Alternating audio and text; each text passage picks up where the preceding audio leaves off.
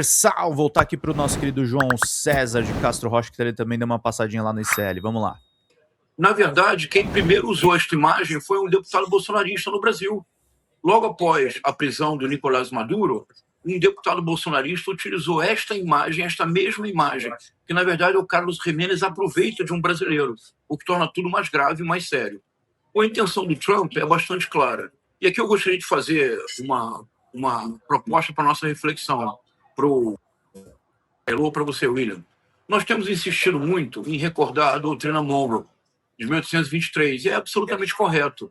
O arcabouço da ação norte-americana foi determinado em 1823 pelo presidente James Monroe. A ideia da América para os americanos, isto é, a América como um todo, as Américas para os norte-americanos, como seu quintal. É correto. Mas eu acho muito importante que nós lembremos de uma doutrina, que é uma doutrina que é do século XX. Porque em 1823, a doutrina Monroe era mais uma declaração de princípios. Os Estados Unidos não tinham poderio militar nem capacidade para realmente intervir na América Latina. Mas em 1904 surgiu algo muito importante, que isso me parece é o que está em jogo, William, que é o corolário Roosevelt. O corolário Roosevelt surgiu em 1904 com Theodore Roosevelt, quando houve uma crise com a Venezuela. Uma crise em que a Venezuela deixou de pagar os seus credores europeus.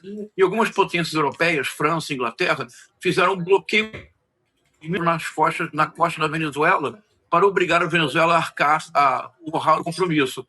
Surgiu, então, a doutrina, o corolário Roosevelt, que dizia que os Estados Unidos tinham poder e poderiam, não apenas poderiam, como deveriam intervir em estados latino-americanos se eles não pudessem pagar suas dívidas ou, esse é o ponto fundamental, se prejudicassem negócios das empresas norte-americanas. O que realmente está em jogo hoje em dia é menos a doutrina Monroe, que serve como arcabouço geral. O que está em jogo para as grandes empresas, sobretudo de tecnologia, é o corolário Roosevelt. É o direito que os Estados Unidos se arvoram de invadir países latino-americanos se os interesses comerciais norte-americanos forem prejudicados. Me parece que essa é a questão verdadeira que está por trás dessa tentativa, não é mais uma tentativa, desse esforço concreto de interferência nas eleições brasileiras. Eu acho que tudo vai pelo lado econômico, não tem a menor dúvida, né, para preservar os seus interesses. E por isso que eu achei interessante essa semana, professor, quando a China pediu para se juntar ao Brasil no questionamento que o Brasil está fazendo na Organização Mundial do Comércio a respeito da sobretaxa americana. Não que a OMC vai resolver alguma coisa, porque ela está completamente esvaziada, está sem poder, está sem os integrantes completos, então não vai poder. Mas é um recado político da China dizendo para os Estados Unidos, olha só com quem que você mexe, a gente defende o multilateralismo, o Brasil não está sozinho nesse questionamento. O problema é que se os Estados Unidos, como aloprados que têm sido, decidirem tomar uma atitude mais concreta, que envolva militarismo contra o Brasil, eu acho que a gente não vai nem poder contar com a China, que não é um país que se arrisque a esse ponto, mas que o recado foi dado, né, professor? Com certeza, Lu, isso é rigorosamente fundamental. Há mais ou menos uma semana, no máximo 10 dias, quando houve mais uma investida do governo norte-americano contra o Brasil, a reação do presidente Lula foi uma reação muito sensata. Ele passou, no final de semana, de 1 a 2 horas, conversando com Xi Jinping, estreitando os laços econômicos com a China e criando condições para que a China ingresse no Mercosul. Algo que seria muito importante, Fábio, Elo e William, é que houvesse, no futuro, a preparação de uma nova cláusula para os BRICS. Assim como na OTAN existe uma cláusula muito importante, segundo a qual qualquer país membro da OTAN atacado de maneira sem nenhuma razão razoável por uma potência estrangeira, ou seja, sem uma guerra declarada, um país atacado, membro da OTAN, os demais países da OTAN têm a obrigação de defendê-lo militarmente, seria muito importante no futuro próximo que houvesse uma cláusula similar nos BRICS, porque isso colocaria, por exemplo, ao lado do Brasil, potências nucleares, como a China, a Rússia e a Índia.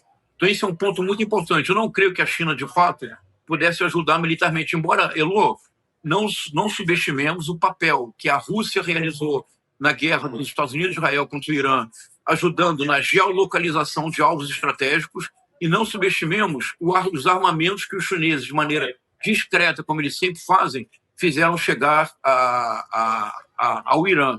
É difícil imaginar uma ajuda similar no caso brasileiro, mas é muito importante para a China e para a Rússia que os Estados Unidos não consigam se assenhorear do Brasil, porque se conseguissem, isso produziria um desequilíbrio geopolítico dificilmente sanável. Porque, veja, nós falamos de terras raras, nós falamos da maior reserva hídrica do planeta, nós falamos de um continente, o Brasil é a grande potência da América do Sul. Então, todo cuidado é pouco, e o estreitamento de laços com a China é muito importante como um recado político, não militar. Mas, se me permite, uma rápida observação, Eloro, passo para você, para o Fábio e para o William. Me parece não incompreensível, mas me parece muito preocupante que o José Múcio ainda ocupa a cadeira do Ministério da Defesa, depois da declaração absolutamente desastrosa, entreguista, covarde, infame que ele fez. Vocês se recordam? Ele disse, se os Estados Unidos fizerem uma ação militar, precisamos abrir as porteiras, só se for da casa dele, da nossa não. Professor, já era preocupante para mim antes, quando ele ocupava, viu, Fábio? Antes dessa declaração, para mim, já era um equívoco manter o José Múcio Monteiro nessa posição, porque ele sempre atuou como um advogado das Forças Armadas, né? É o contrário. Eles... Aquela história da Tito. Exatamente. Então, ele sempre atuou como um emissário das Forças Armadas e de grupos golpistas. Ele nunca foi exatamente alguém que ocupou o cargo de ministro da Defesa da forma como deveria ser ocupado. Então, antes mesmo desse episódio, para mim, já era insustentável. Agora, para mim, menos sustentável ainda, Fábio. Olha, eu tenho uma preocupação. O professor vai dar uma aula aqui amanhã no ICL. Eu quero até, inclusive, convidar as pessoas para assistir essa aula, porque o assunto tratado vai ser a maneira como a extrema-direita no mundo transformou a polarização ideológica numa fonte de grana, que é disso que trata. Agora, deixa eu dizer uma coisa para vocês. Eu faço o Desperta, né? Começa às 7 horas da manhã. Todo dia tem que fazer a curadoria das notícias.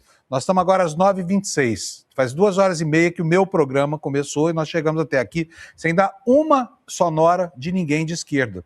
Mas nós demos sonoras do Flávio, da Michele, nós falamos, botamos a fala do embaixador do Panamá, nós estamos fazendo o jogo que eles querem, sem perceber, porque aí nessa, digamos assim, nesse soft power e com essa técnica de dispersão da mensagem da direita, eles criam um ambiente em que todo mundo é prisioneiro do método, viu, professor? Me preocupa muito isso. O fato de a gente hoje aqui no ICL, que é óbvio que é um canal progressista, não conseguir botar no ar uma fala que venha da esquerda ou que represente o pensamento antagônico, a não ser por meio de gente que, como o senhor, eu, Elô, o Will e todo mundo, está aqui chamando a atenção.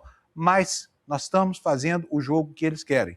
E é muito preocupante, porque cada vez que a Michele fala uma bobagem, a gente vai lá e põe. Cada vez que o Flávio Bolsonaro arrota alguma coisa sobre o Lula, cada vez que o Trump constrói uma mensagem com ela, eles estão ganhando terreno. E essas mensagens que emanam de lá, elas falam uma única coisa: não tem fronteira mais. Se a democracia do vizinho não interessa, destrói-se a democracia do vizinho. E se o vizinho não puder se curvar por meio da vontade do povo expressa na urna, eles mandam os canhões e as frotas, sabe? E é muito preocupante que a gente tenha embarcado na parte do soft power desse jogo, viu, professor? Eu podia só acrescentar mais uma coisa para o professor aproveitar e responder tudo junto, é que a gente estava conversando mais cedo aqui hoje. Uma coisa que me preocupa sobremaneira é essa aproximação sempre das Forças Armadas brasileiras com os Estados Unidos, né? Quer dizer, se a gente contou com uma decisão de boa parte das Forças Armadas para evitar o golpe no 8 de janeiro, se a ordem vem dos Estados Unidos, eu não sei com que Forças Armadas a gente conta, qual é a posição que eles vão ter diante dos Estados Unidos. Então, para mim, é uma preocupação a mais. Elô, isso é muito importante. A observação do Fábio tem algo que é bem característico da extrema-direita e é muito difícil evitar. A extrema-direita produz o que eu chamo assédio cognitivo.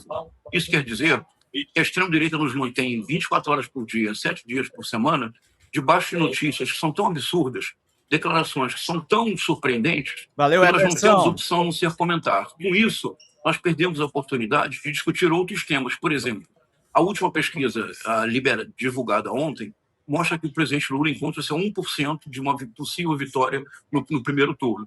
Nós não conseguimos falar disso porque sempre somos literalmente atropelados por esse assédio cognitivo de uma naturalização constante do absurdo e nós precisamos reagir. De fato, Fábio, em algum momento nós vamos precisar começar a fugir desse círculo vicioso. Em relação aos militares, Elu, é muito preocupante. Se juntarmos a declaração desastrosa e infame do ministro José Múcio ao fato concreto, que mesmo diante da pressão do Trump, o Exército Brasileiro manteve um convênio de $400 mil com o Exército americano e está enviando dezenas de militares brasileiros para treinamento de inteligência nos Estados Unidos. Recordemos que o golpe militar de 64 foi antecedido por uma geração de brasileiros que foi estudar na Escola do Panamá, na famosa Escola do Panamá, que era uma verdadeira sementeira de golpes. Então é uma situação bastante preocupante, sim. E não é. A gente Obrigado, tem exemplos, né, professor? Onde foi estudar o Moro, né, que depois veio para cá a fazer o que fez com Partido a Lava Mijão. Jato. Então, isso é método, é o processo constante de cooptação e formação de mentes brasileiras voltadas para trabalhar segundo os interesses dos Estados Unidos. Então, isso para mim, é para lá de preocupante. Oi gente, eu sou a Sara Miranda do Folha TV. Eu tô aqui para agradecer sua presença no nosso canal e pedir para você continuar apoiando o nosso jornalismo progressista independente que precisa muito da sua ajuda. A primeira coisa, se você não está inscrito no nosso canal, já faz isso agora e receba as notificações das nossas lives. Além disso, você pode acompanhar toda a nossa programação durante a semana. Também tem outras formas de você continuar nos apoiando financeiramente. Uma delas é pelo Pix, folhademocrata@gmail.com. Também temos o apoia-se/Folha TV, onde você faz contribuições mensais e recorrentes e nos ajuda muito. Além disso, você pode se tornar membro do nosso canal. Clica lá no YouTube em tornar-se membro, veja qual é o pacote que melhor cabe no seu bolso e fique mais pertinho da gente, inclusive em grupo de WhatsApp com toda a nossa equipe com quem você pode interagir.